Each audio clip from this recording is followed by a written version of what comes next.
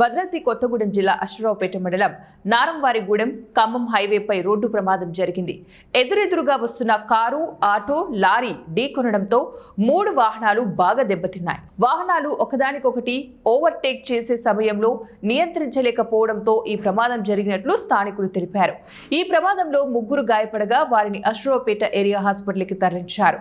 జాతీయ రహదారి కావడంతో ఘటనా స్థలానికి ఇరువైపులా ట్రాఫిక్ నిలిచిపోవడంతో పోలీసులు క్లియర్ చేశారు.